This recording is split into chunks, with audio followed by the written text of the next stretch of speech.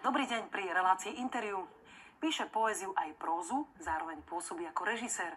Na výročie Slovenského národného povstania sme na RTVS mali možnosť vidieť jeho dokument Stopy boje v Banskej Štiavnici. Z roku 2019 pochádza iný dokument, inšpirovaný jeho vlastnou matkou, Tereza, Náboj lásky. V štúdiu vítam Petra Gašparíka. Ďakujem pekne, že ste si našli čas pre našu reláciu. Vítajte. Ďakujem za pozvanie. Vzhľadom na to, že sme si tento týždeň pripomenuli výročie Slovenského národného povstania, začnem aktuálne vašim spomínaným dokumentom Stopy boje v Banskej Štiavnici. Je vnútorným pátraním po vašom starom otcovi, ktorého ste nikdy nestretli, ale zároveň vieme o ňom, že bol odbojárom, počas druhej svetovej vojny ukrýval prenasledovaných Židov, zbehov a tak ďalej. K čomu ste dospeli vo vašom vnútri? Čo pre vás znamená starý otec, ktorý v danej dobe takýmto spôsobom preukázal svoju odvahu a statočnosť? No, prvé slovo, ktoré ma napadá, je obdiv. Pretože vlastne každý takýto čin, kedy človek vystaví seba nebezpečiu, smrti, zatknutiu, čomukoľvek, seba i svoju rodinu, je obdivuhodný. A tým, ako som to odhaloval, tak to bol ako keby môj najsilnejší v ňom bol obdiv. A vlastne ja sám, čo som aj viackrát teda povedal, ja sám neviem, ako by som sa zachoval. Čiže neviem, ako by sme sa my zachovali v takej, alebo ktokoľvek v takej situácii. A to by mala byť vlastne otázka, ktorú ten film dáva. Že vlastne ako keby tie charaktery sa lámu v tých hraničných situáciách. Zároveň, keď ste povedali, že neviete, ako by ste sa zachovali v tej situácii, to je dôkazom toho, že ste sa nad tým zamýšľali. A čo si myslíte o tom, že čo má čo povedať celý ten príbeh Slovenského národného povstania v tej dnešnej dobe, kedy máme iné výzvy, možno, že v niečom sú aj podobné, ale máme inú dobu. Zmenili sa ľudia? Dokázali by tak ako váš starý otec preukázať takúto odvahu? Ja si myslím, že vždy je to o tej danej individuálnej voľbe v danej situácii. Ale ten odkaz Slovenského národného povstania je väčšine živý, lebo je to úžasná dejinná udalosť ako v dejinách nášho národa, kedy sme sa dokázali jednoznačne postaviť na stranu tých správnych síl vo svete. Ale z hľadiska toho individuálneho, tak je to vždy tá miera, a nikoho neodsudzujem, ale je to vždy na rozhodnutí toho jedného človeka, na jeho nejakom postoji alebo na tej konkrétnej situácii. Prekvapilo vás niečo na príbehu vášho starého otca? Prekvapil ma rozsah jeho činnosti. To som nepredpokladal, pretože ja som vychádzal ako keby z takých čeriepkov rodinných a z pocitu, ktorý sa ako uchoval v rámci tej rodiny. Ale v rámci toho bádania, ako tí lokálni historici prišli s papiermi, ako s dokumentami, ktoré sa náhodou našli a neboli zničené a tak ďalej. Čiže ma prekvapila ten rozsah a akoby tá miera toho risku. To tiež. Čiže tí ľudia boli organizovaní, mali sieť, boli tam rôzne teda partizánske skupiny, on s nimi spolupracoval, robil teda tú diverznú a výzvednú činnosť, to znamená navonok ten štát ako keby chránil, ale v podstate voči nemu bojoval proti tomu fašizmu, čiže bol ako keby špión a musel sa v tom celom pohybovať. Určite to bolo nesmierne náročné, bol postavený k múru na odstrel, našťastie sa zachránil, lebo nikoho vtedy u neho nenašli. A čiže toto bolo prekvapivé. Z toho, čo o ňom viete, čo zrejme ste počuli aj z rozprávania vašich rodičov alebo iných príbuzných, tak aké pohnutky ho k tomu viedli? Moja mama, teda, on je otec mojej mamy, tak to hovorila, že on to bral, že to je taká obyčajná ľudská povinnosť. Obyčajná humánna povinnosť človeka sa zachovať čestne v rámci svojho života. A nikdy z toho nerobil ani veľké halo, ani o tom nerozprával, proste si to uchoval sám v sebe a nerobil z toho vedu, tak by som to povedal. A podarilo sa úspešne zachrániť mnohých z tých, ktorých ukrýval, alebo aj všetkých? Všetkých. Podľa jedného dokumentu, ktorý som našiel, ktorý je ako potvrdený, tak sa v rámci na okolí nikto neumrel z tých prenasledovaných a schovávaných. A bola opísaná či už historikmi, alebo niekým, kto to sledoval v tom čase, taká situácia, ktorá bola veľmi riskantná, že jednoducho celé sa to odohrávalo v takej vile, dome, o ktorom budeme o chvíľu hovoriť, pod penziónom vlastne. A že vlastne určite tam chodili aj ľudia, ktorí by mohli byť považovaní za rizikových, keby tých ukrytých ľudí videli. Určite áno. Čiže museli mať systém, ako to celé prikryli. Tá víla bola teda, ako vidíme vo filme, tá víla bola objemná, teda pivnica pod vílou bola veľká, aj víla bola veľká a tá pivnica bola nápojená na štôlne. A potom lebo ten celý Banskoštiavnický kraj je vlastne pretkaný štôlňami, čím je to celé zaujímavé. My sme v tom dokumente aj v jednej z tých štôlní, kde sa schovávali tí ľudia. Čiže keďže tí miestni a domáci by veľmi dobre poznali túto sieť, tak ich premiestňovali a vedeli ich ukryť.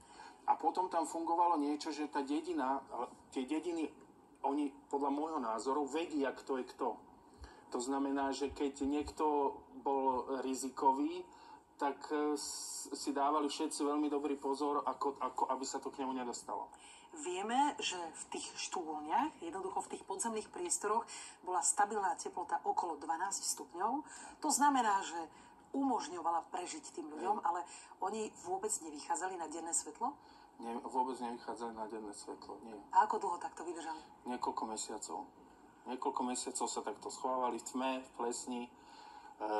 Ako hovorím, je to spomenuté v tom dokumente, že hrávali si divadlá, ale možno recitovali, spievali, ale vlastne ani nemohli nahlas rozprávať, lebo tam mohlo to na nich spadnúť, tá zvuková vlna to mohla ako keby rozvibrovať tie kamene v tých štôlniach, kde sa už nefára. Čiže bola to veľmi ťažká životná situácia a klobúk dole pre všetkých, ktorí to zvládli. Obrovská úcta. Určite sú dodnes vďační aj ich potomkovia. Stretli ste sa s niektorým z nich? Stretol som sa, hej. Ale ako keby v tom dokumente nie sú... Ja nemám nikomu právo hovoriť, že teba som... Lebo ja som ich nezachránil. Viete, čo myslím? Že to bol on a jeho život. A takisto, ja som ako keby v tom pátraní každého aj vyzýval, keby bolo aj niečo negatívne, alebo čo nech mi povie aj, či už historikov, alebo kohokoľvek. A stretol som sa, ale to ako keby nie je také dôležité z toho celého pre mňa, lebo to nie je o zásluhách, to je len o tom nejakej pripomienke nejakých činov alebo o pocite. Ako tie činy vášho starého otca zmenili okolie, možno, že aj vašu rodinu, prežívanie vzťahov a vôbec prežívanie hodnôt?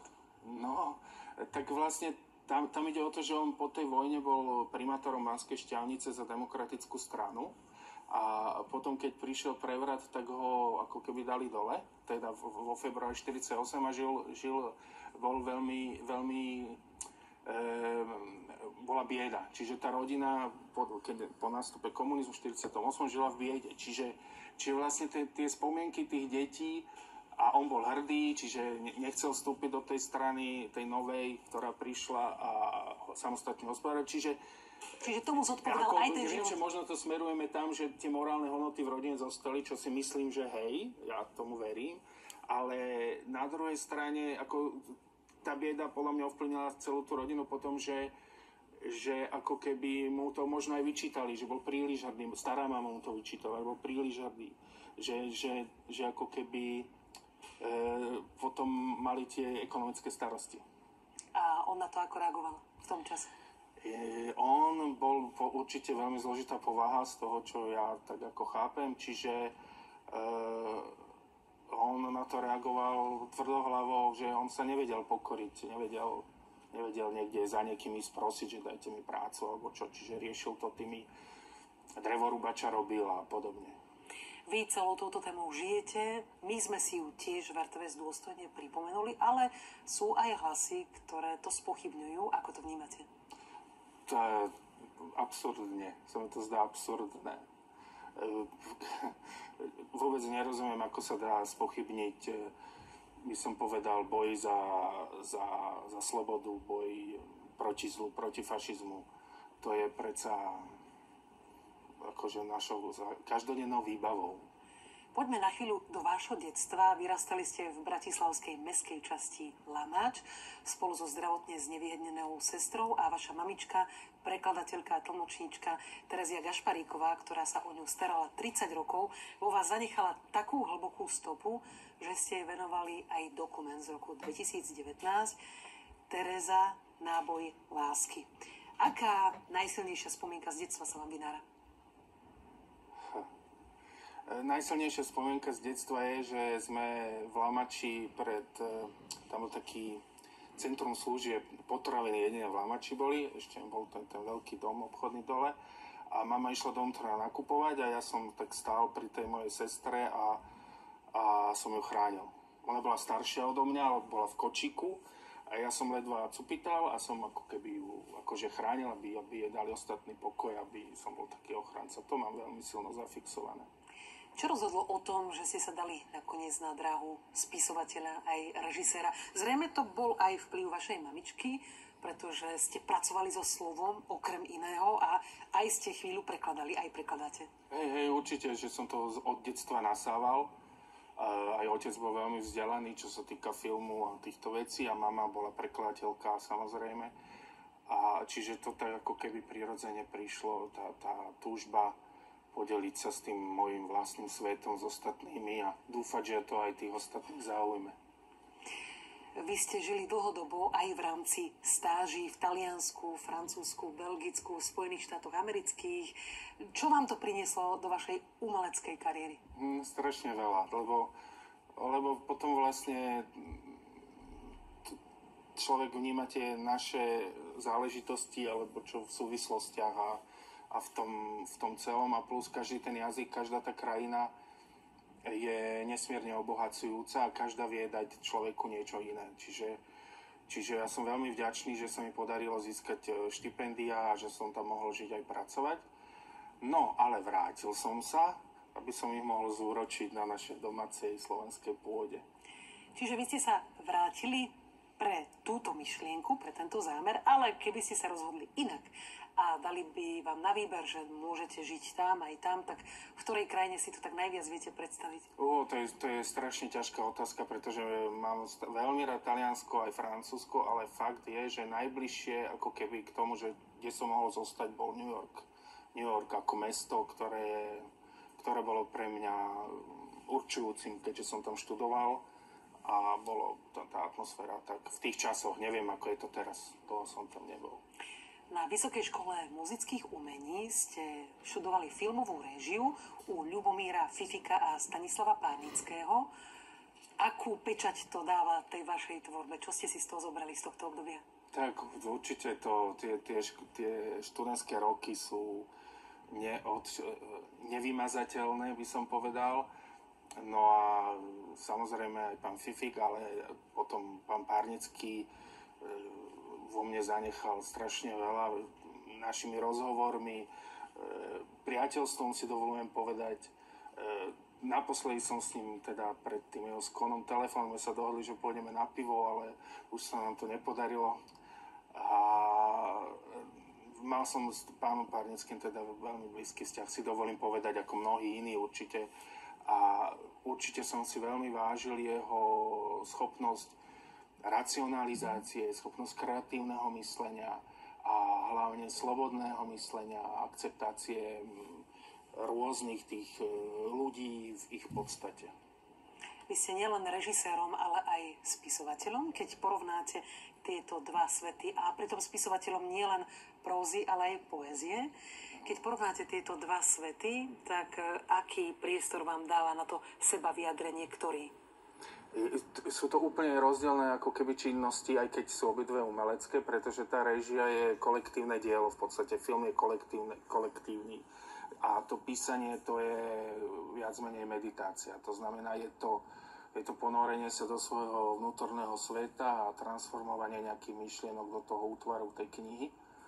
Ja som začínal teda básňami, ale potom mám takú sériu detektívok s Kornelom Karovičom, už teraz by mala ísť 5. A teraz naposledy mám túto Ružovú vilu, ktorá ako keby súvisí s tým filmom, len je oveľa širšia, pretože sú tam aj glosy, úvahy a je ako keby rozšírená aj o taký ten vzťah, by som povedal, keďže moja stará mama, žena tohto odbojára bola Maďarka, tak vlastne je to aj celú jej rodinu odsunuli ako keby preč, alebo vymenili, ako sa to hovorí, a on ju chytil vlastne na hraniciach, novopečných hraníc. Čiže tam sú takéto ďalšie nové príbehy, by som povedal. Ja tú knižku tu mám momentálne na stole, čiže dozvieme sa ako keby voľné pokračovanie toho dokumentu? Áno, je to také ako keby rozšírenie toho dokumentu.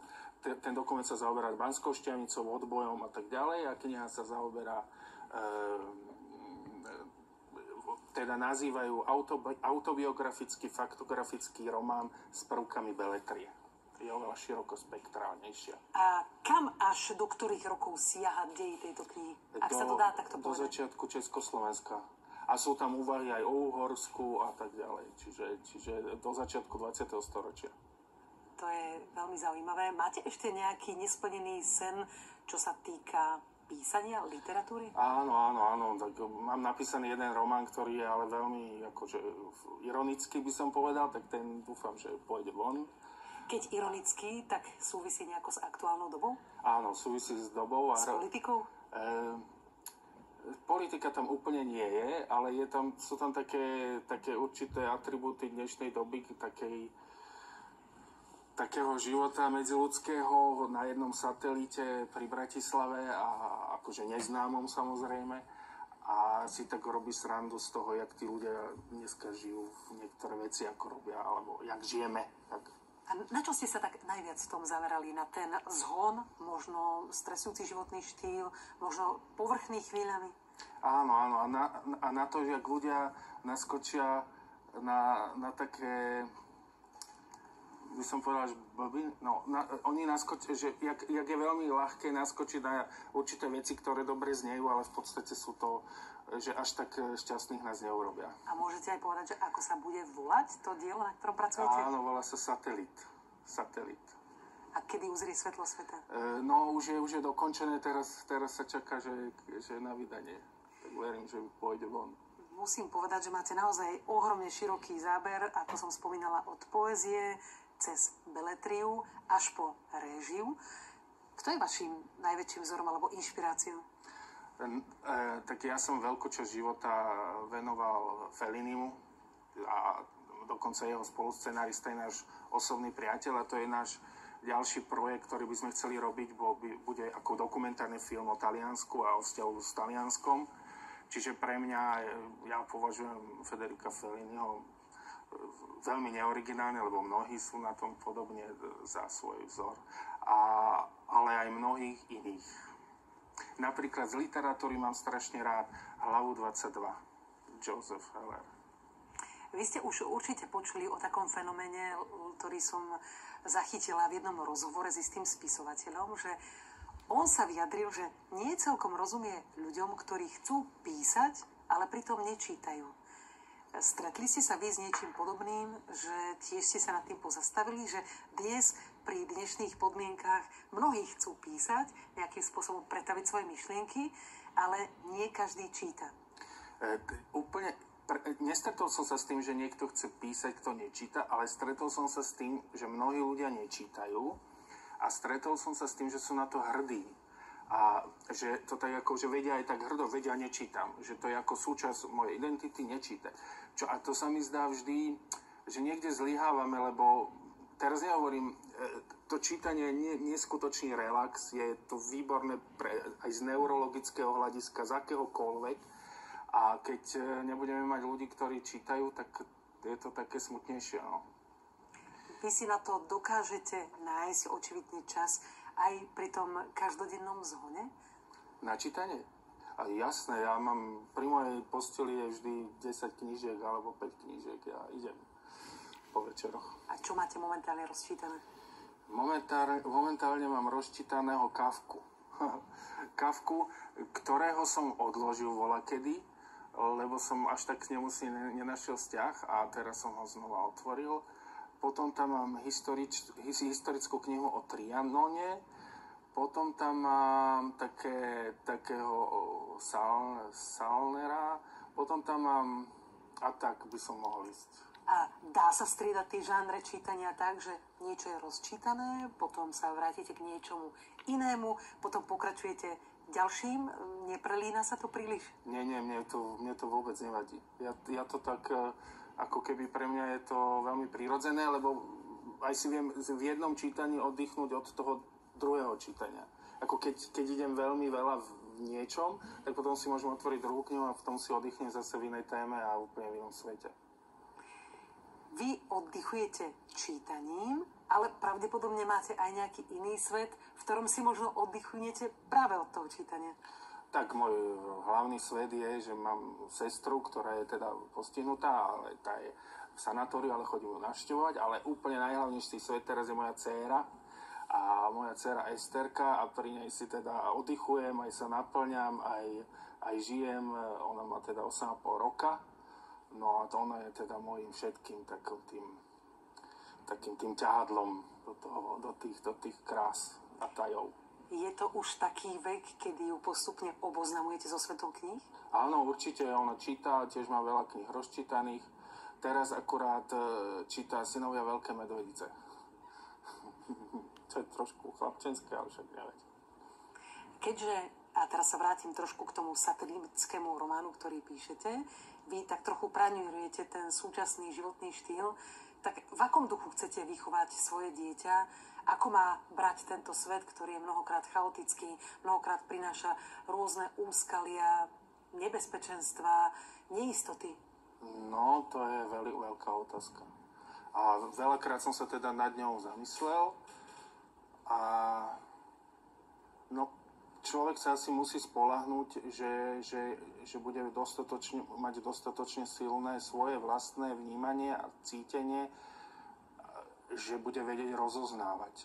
Ale to rozoznávanie v dnešnej dobe je veľmi zložité, pretože sme naozaj zahltení rôznymi informáciami zo všetkých strán a orientovať sa v tom je náročné pre každého. Čiže ja môžem len dúfať a snažiť sa do nej dať čo najviac toho poznania, ktoré ja mám a veriť, že to dokáže, že jej to pomôže v tých ťažkých situáciách, ktoré určite prídu v tom živote. A čo je osobne dôležité pre vás v tej spleti všetkého, čo sa okolo nás deje? Hľadať tú pravdu, no. Hľadať, ako nepodliehať falošným informáciám, nepodliehať náladám, nepodliehať možno módnym trendom, ale zachovať si akýsi svoj vlastný vnútorný svet a vnímanie. Starostlivosť alebo aj navštevovanie vašej sestry vám určite prehlbuje empatiu okrem iného.